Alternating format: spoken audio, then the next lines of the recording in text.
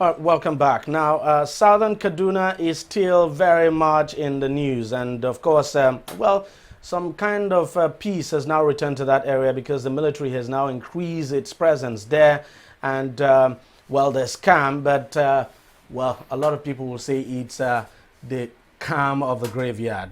The only hope is that we don't have such incidents again, but then people are really complaining. The people of southern Kaduna are really complaining. And the question being asked is that why did it even have to happen in the first place, especially when you consider the fact that it's actually not the first time attacks of that nature would be carried out in southern Kaduna. We've had that problem for a long time. So what exactly happened? Why was this allowed to happen in the first place? And I still have Hassan Stanlabo here, a retired military officer with us and a security expert. You look at what is going on in southern Kaduna. You consider the fact that it's not the first time we'll be having a crisis of that nature. The question is, why has it been so difficult to deal with it once and for all? Why, for instance, would we be having such attacks in 2000? I mean, this happened, of course, in 2016, when we had something like that in the 80s, 90s. Why does this keep recurring?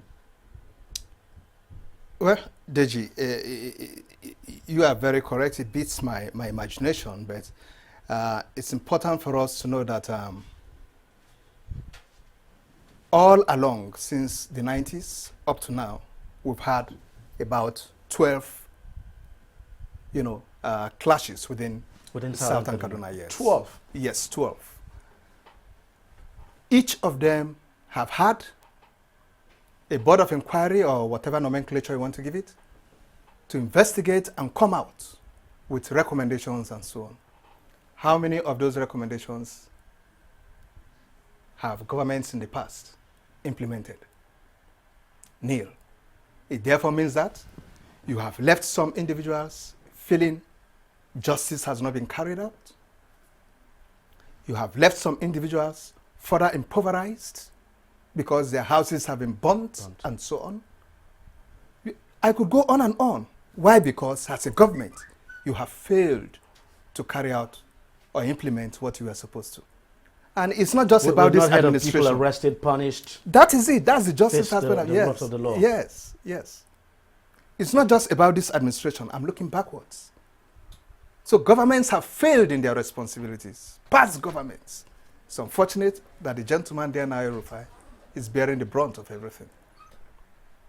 It is important to also know that, look, our collective humanity is being debased by the going-ons in the killing ongoing in southern Kaduna.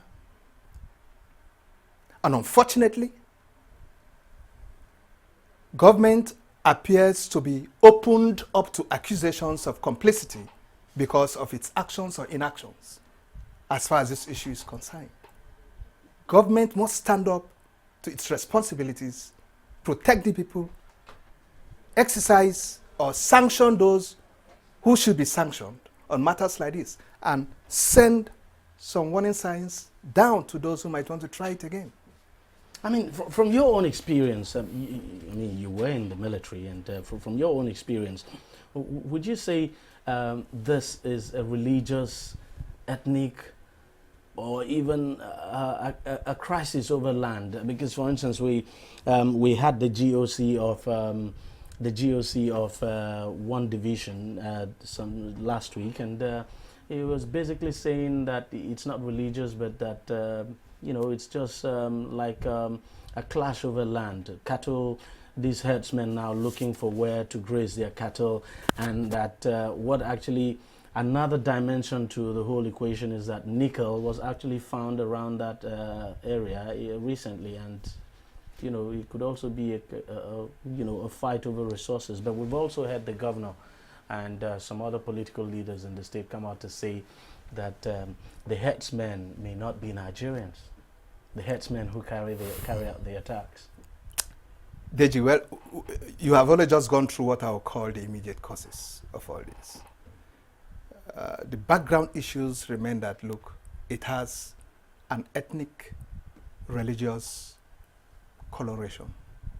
And this predates our independence as a nation. It's been there all along. I only hope you understand the setup of Kaduna. We have about 70% Muslims, 30% Christians.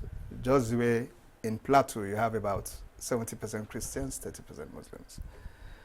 And the southern Kaduna people are people who did embrace religion, I mean the Christian religion, yes. And maybe given the weather conditions and some other things there, the white men, when they moved on, did settled there. You know, we have similar conditions like in Plateau, the hills and so on. So it's quite cold and the white man would prefer there. So along the line, the Christian religion took root. Islamization came in eventually too, and so on. And there's been this rivalry between both. Right, I said it predates our independence. Well, I would say the rivalry got to a point where when we now went into serious politics as an independent country, some of the religious leaders started introducing politics into the whole thing. It started by they endorsing some political parties and so on, and therefore giving the impression that, oh, this party is ours, theirs is that. And you know, once situations as this begin to assume a political dimension, it becomes quite dangerous. The 2011 crisis brought out fully. Yeah, the post-election. Thank you. It brought out fully the political coloration I'm talking about. Until here we are now talking about herdsmen or no herdsmen. The issue of whether the herdsmen came in from outside the country or from within, the point is that we should take serious actions to make sure we stem this in the bud. I heard the governor saying that, I think if some few days on channels, he was saying that they've gone to the point of even meeting with some of these herdsmen in the various countries, Mali, Niger, Senegal, and so on, and trying to placate them with monetary, what's it called? With some money anyway, so that they will be assuaged enough not to come back, since all they are complaining is that, look, 2011 crisis, they suffered so much, their cattle and so on were all, you know. This is like a revenge. Yes, these are reprisals now coming on. Well, okay, but one might want to see that as a very, very, very unfortunate form of diplomatic guff, because I expect that you should rather be communicating with the governments of those nations to speak to their own citizens. And not going to speak. Yes, rather than you going there distributing money. Fine, you have distributed money to them. What have you done with the victims on ground? Victims on ground. Have you done anything to see that houses that were damaged, such owners of the houses were being compensated? Crops in farms that were damaged, have the owners been compensated? The point I'm trying to make here is that, look, government should not be taking steps that will make such accusations or open them to accusations of complicity. Since the situation has developed this way, make sure whatever you are giving to Paul, Peter also has a share. Because both sides, as it is now, have suffered. So you don't go start trying to placate one and leave the other. These are the things that are playing out right now, like we see, you know. One might want to ask, okay, what is the way forward? Exactly. The way forward for me is that, first of all, government should make sure it implements the report of all the report of all this. Yes. Put the reports together, sift out what can be implemented now, because time has overtaken some of them. Do some necessary sifting. Look at the laws in the land. Meet or get your house, the legislative arm of government, to look at some of these laws that can regulate all these religious teachings and so on. Bring them up to date to reflect current times, okay? Because some of the laws might be outdated. And I think what I'm trying to say is that, look, today we have individuals who get on the pulpit and preach hate. We should create a situation where CAN and Jamaatul Nasrul Islam, that's GNI, are able to, is it license or whatever, preachers. So I don't just jump up because I think I can shout a louder hallelujah, pick a Bible and go preaching and start turning the Bible upside down and preaching hate. And because you can shout Muhammadu Rasulullah, you jump up, carry the Quran and open a mosque because you have the resources and you start preaching hate. There should be some form of check. It is necessary. Some form of check so that we know those who are preaching the right gospel for us. A situation where somebody owns a religious song or whatever, and it starts playing from 10 p.m. till 6 a.m., and you leave the microphones all over the church premises or mosque premises on, and your neighbors cannot have any sleep for over 12 hours. Your right stops where mine starts. These are things that we should look into. Little things like this go provoking people all over the place. It's important we take steps at them, you know, to see how these things can be addressed. Mr. Tanlabo, thank you very much for your contributions. But well, we just hope that peace finally returns to Southern Kaduna. But it's really a problem, and it's like there's no military solution to it. Whatever the military solution you bring to bear on it, after such military lines of action, you now start to win the peace. Compensations, justice. Because if you don't address those, if you don't address them, you are just problem will still come back. Beating around a cycle. You keep having this recurrence. And then why can't we even think of the issue of a grazing reserve? Because Southern Kaduna is quite rich in very fresh grass, and that's why most of these herdsmen come towards there to feed their cattle. Why can't we establish a huge hectare of land? You could run to even 5 or 6,000. Establish it as a grazing reserve. Build schools and whatever within that area. And the Fulani men can stay there, graze their animal, and so on. And they wouldn't have the need to move into the farms. That's true. That's the point. And why can't the police, for instance, establish a pastoral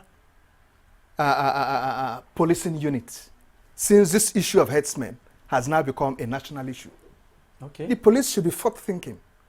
Establish a pastoral policing unit who will be well grounded on that and take on some bold initiative. That's just the way I've always called on the immigration to establish a combat patrol team that will be able to patrol our entire borders, which is just too porous. We can't just sit, fold our arms. We must think out of the box and see how we address problems. Well, now, earlier in the week, I spoke to an indigene of Southern Kaduna, David Azaman. I started by asking him what exactly the problem is and how it can be sorted out. The Southern Kaduna issue has been on for quite some time. The latest thing that is happening in Southern Kaduna is quite unfortunate. Actually, recently, because between 2014 to 2015, we had about 41 attacks in Southern Kaduna. But just this last year, 2016, just within 6 months, we had 22 attacks in Southern Kaduna. Yes, this thing has been reoccurring even during the former administration. But this time around, the frequency in which it happens and the gruesomeness of the attacks is beyond imagination. If we can remember, sometimes around May, the governor of Kaduna State, Malam Nasiru El-Rufai, he announced that there's going to be a grazing reserve in Kaduna State. This grazing reserve is going to house Fulanis from foreign countries and even those within Nigeria. So the people of Southern Kaduna vehemently opposed the issue of grazing reserve in our land because we see that as an occupation of our land by the predominantly Hausa Fulani Muslims, which we suspect is a ploy to take over our land from them.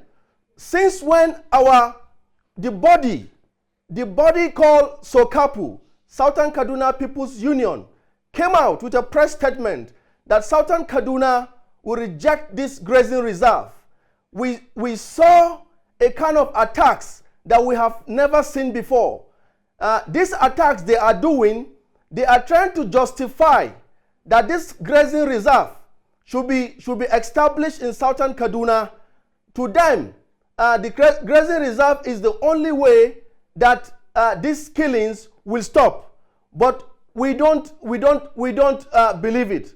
There is something under it, and it's very unfortunate that the government of Kaduna State, we're supposed to protect the indigenes, the native of Southern Kaduna.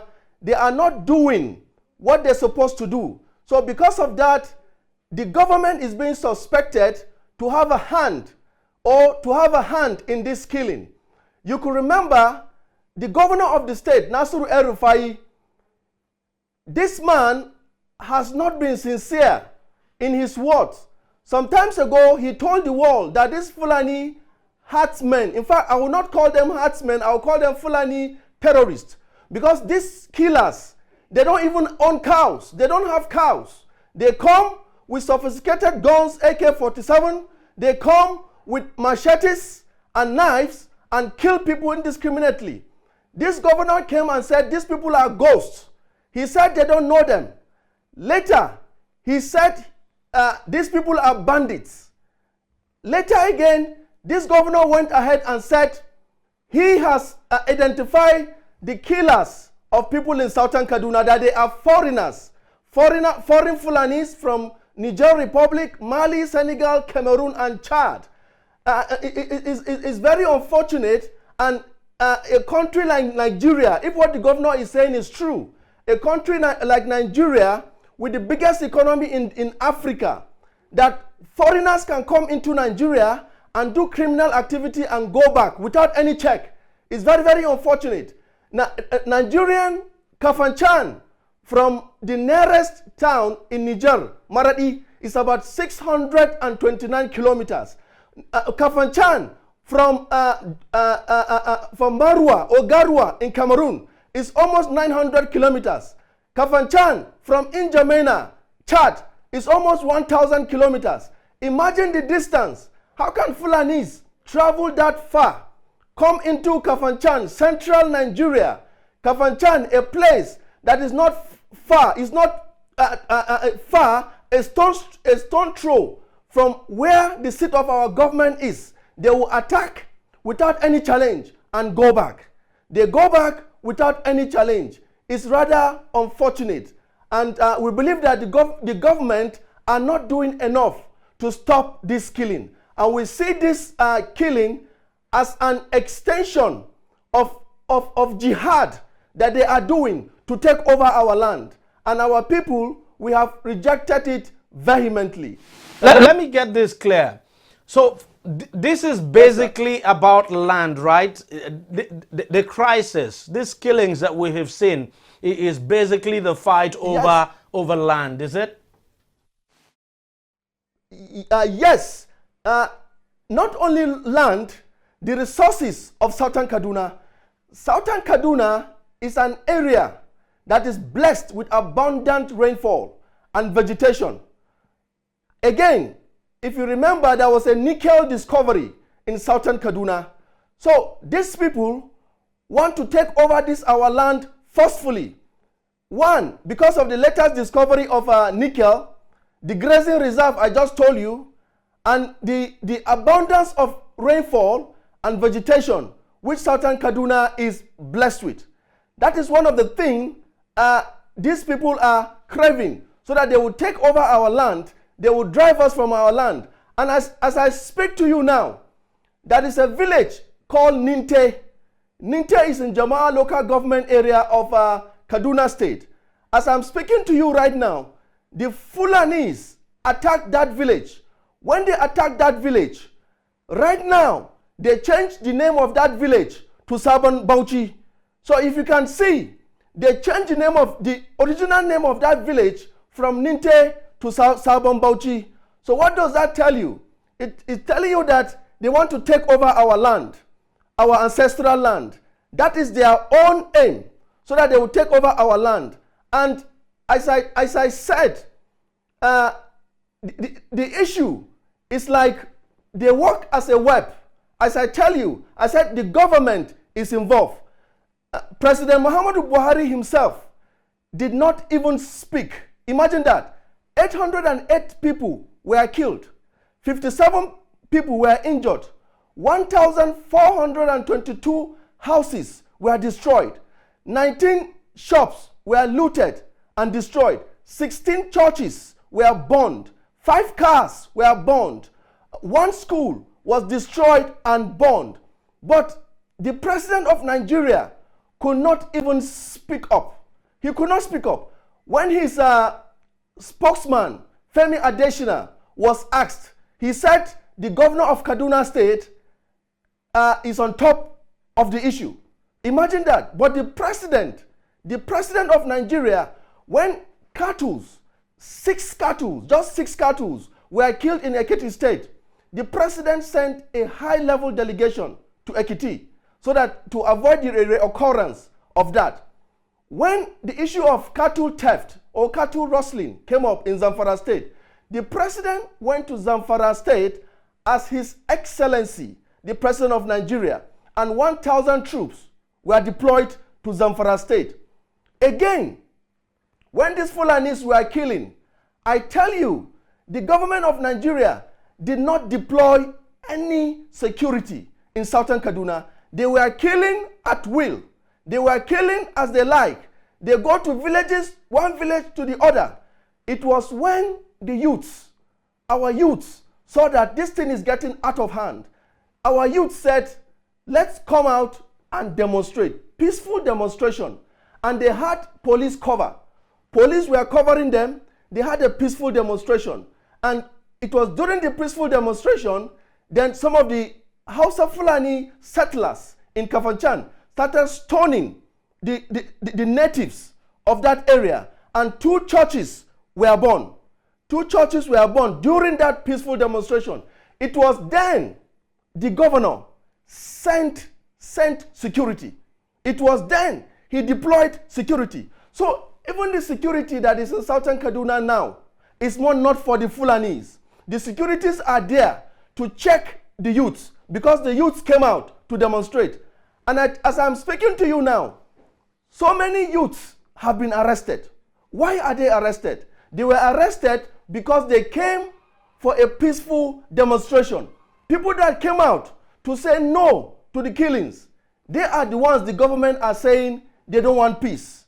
But the Fulanis, as I speak to you, none of them is arrested. No one single Fulani is arrested. Most times, when they talk, they will tell the world that it's not Fulanis from Nigeria. That is what the governor said. It is not Fulanis from Nigeria that are doing this.